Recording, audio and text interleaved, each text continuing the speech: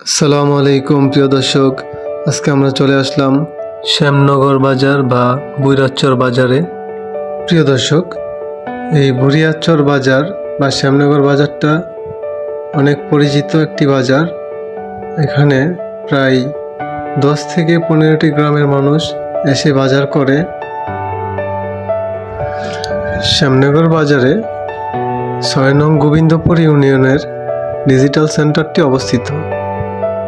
এই সূত্র ধরে গোবিন্দপুর ইউনিয়নের ম্যাক্সিমাম গ্রামগুলোর মানুষই এই বাজার থেকে বাজার সদাই করে এবং বিভিন্ন রকমের সরকারি কাজ, যেরকম জন্ম নিবন্ধন এবং আইডি কার্ড সংশোধন, এরকম সেবাগুলোর জন্য এখানে আসে।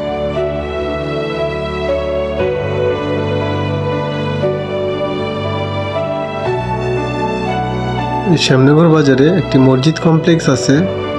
যারা মুসলিম ভাইয়েরা আছে তারা এই মসজিদে সবাই নামাজ পড়ে।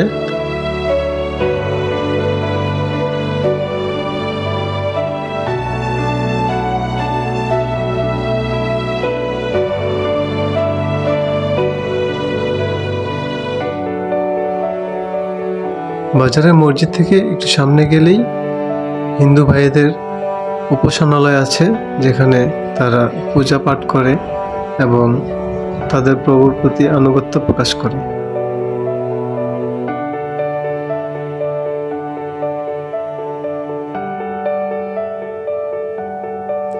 শ্যামনগর বাজারটি আসলে আয়তনে অনেক বড়। বলা যায় পায়ে হেঁটে 15 থেকে 20 মিনিটও বাজারটা শেষ করা যায় না।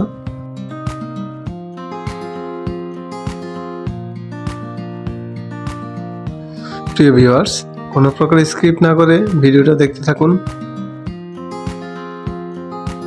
প্রিয় দর্শক, ইউনিয়ন ডিজিটাল সেন্টারের পাশেই কিন্তু কমিউনিটি ক্লিনিকটি অবস্থিত।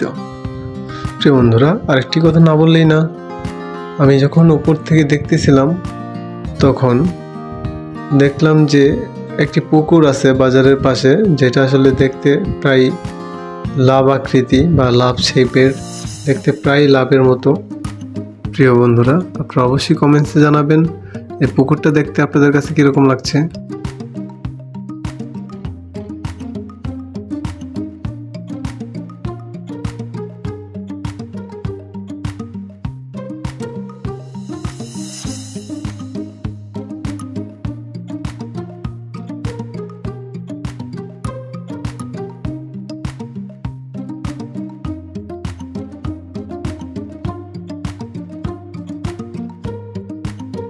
প্রিয় বন্ধুরা, শ্যামনগর বাজারে কিছু ফার্মেসি আছে যারা খুবই পুরনো এবং সততার সাথে কাজ করে। যেমন বলা যায় রমেশ আঙ্কেল, তারপরে ফয়েজ আঙ্কেল, তারপরে শাহাদাত ভাই, এরকম বেশ কিছু ফার্মেসি আছে যারা খুব সততার সাথে কাজ করে। যখন আমাদের মেঘনা উপজেলা ছিল না, মেঘনাতে কোনো হসপিটাল ছিল না, তখন আমাদের প্রথম ভরসাই ছিল রমেশ আঙ্কেল এবং ফয়েজ আঙ্কেল, শাহাদাত ভাই। ওনারাই আসলে আমাদের গোবিন্দপুর ইউনিয়নের ম্যাক্সিমাম মানুষকে চিকিৎসা দিত। যাই হোক বন্ধুরা, এখন আমরা চলে আসলাম মাছ বাজারে। যদিও আমরা দুপুর টাইমে চলে আসলাম, আসলে মাছ বাজারটা প্রায় ভেঙে গেছে।